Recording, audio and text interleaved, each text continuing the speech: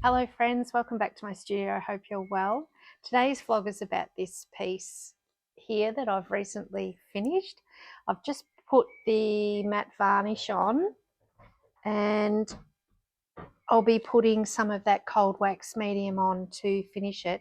And what I will do is do a before and after photo to show you the difference. What I'm noticing with the cold wax medium, and I'm talking about, if you haven't seen previous vlog, I'm talking about this stuff here. It's giving a real depth to the acrylic paint without creating any shine. It's just making that plasticness of acrylic paint. It's giving it a real quality and a real depth, and I'm just in love with it. And I will be off to buy, this comes in a great big tub, and that'll be my next art supply purchase. Without further ado, here's some footage of this piece coming together.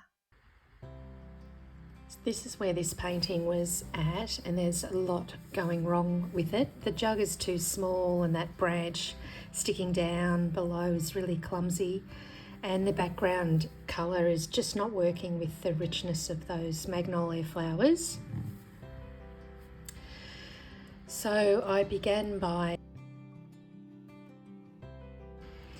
taking out the background. I'm pretty sure this is Payne's grey with some titanium white going down, and I liked the tablecloth, so that's staying, and the magnolias stay, but just about everything else goes or changes.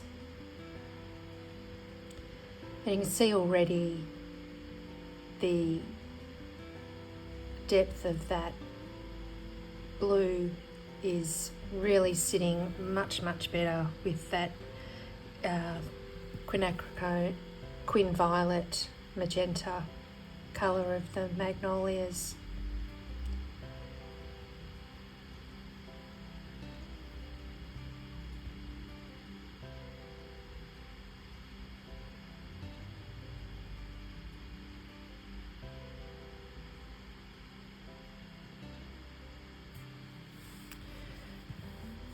So I don't normally like to have my painting on fast forward, but there's quite a lot of change in this, and I wanted to give you a sense of the journey it went on to get to the final result.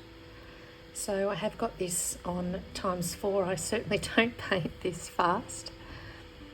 So I'm just putting some of that tissue paper on that has the magnolias, and this is the hibiscus tea bag wrapper. I end up putting 2 of these on, and as you'll see later on, they're obviously something I've learned, they're not light fast, so they've actually become a deep blue colour, which luckily matches really well with the piece. But I will have to be very cautious of using those again, and I'm not sure how much change will continue to occur with those. So something to watch out if you're using tea bags, particularly these hibiscus rose hip tea. They will change. So a little bit more tissue serviette paper going on.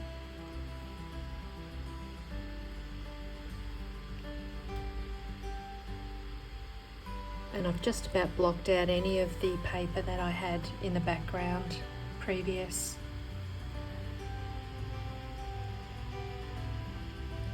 And I hadn't tried this before, but I thought I'd give it a go. I'm putting the size on for the gold leaf through a stencil, and it ended up working really well.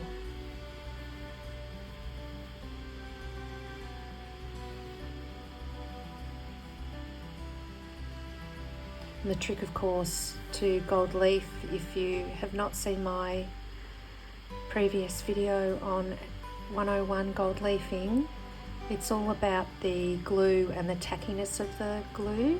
you need to wait about 20 minutes for the glue to become very tacky, and then the gold leaf will stick to that with no problem at all. And that's where most people get into trouble, of not waiting for that glue to be tacky. And so now I'm just building up the background with more white, the titanium white, into the Payne's grey, letting some of that underpainting show through. And then I'm following up with a beautiful stencil from my stencil lady, and I will put a link in the description. She's got the most beautiful stencils available in Australia, and I'm sure she would post worldwide. And so it's a little bit hard to see in the video, but I'm using a colour that is just slightly lighter again, so I get a wallpaper pattern effect. There you can see that showing up a little better then. So now we're moving on to this jug that was just way too small, and in reality, a branch of magnolias of that size probably wouldn't be supported in any size jug, but it definitely was too small. So I'm keeping the same style, and this jug just came out of memory, out of imagination. And I'm just showing you here how I'm choosing the colour of the jug. Directly opposite this blue colour that I'm using are these lovely ochre yellows, so that's why the jug is that colour.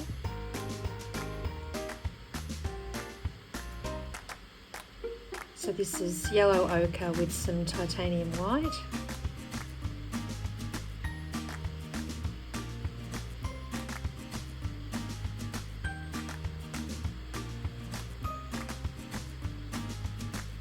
And yes, as I was saying, this is just a jug that I made up the shape of. And so I'm guessing where the shadows and the highlights are, and following a rule of, if the sun was coming from the right hand side, that would be the highlight side, and putting the shadows in then on the left. Putting a little bit of shadow underneath your object will also help ground it and place it so it doesn't float, which I will do a little bit later in the video.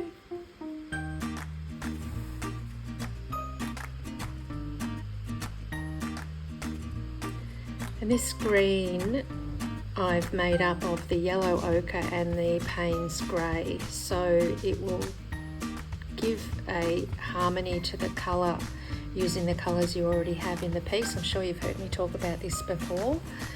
So all of that branch work is with the yellow ochre and the Payne's grey to make the green.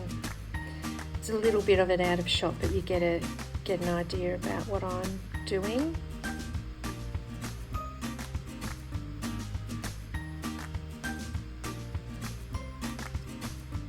And so I put this little piece of paper on to see where I wanted that lower branch.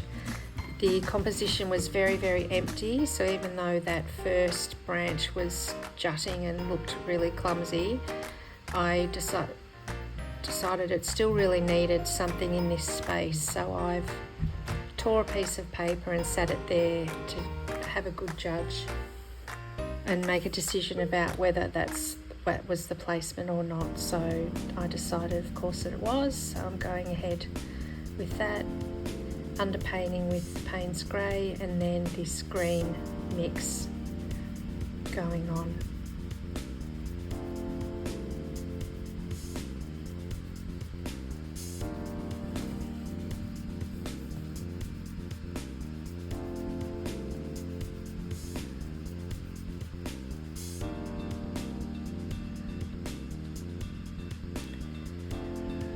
And this is all the magenta with titanium white.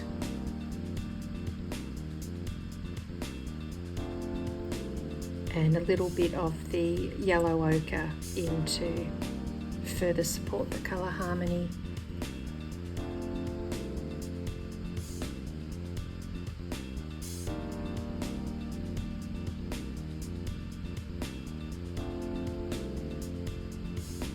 Using colour in this way just helps the whole painting gel together,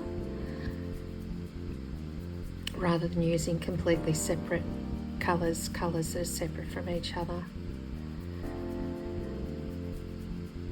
And so here I'm just trying to match the more loose brush strokes that I've painted the branches with, just coming in with the same magenta mix with some yellow ochre and titanium white. I'm just trying to loosen those blooms up a little and reaffirm where the sunlight's coming from. And so here's the final piece.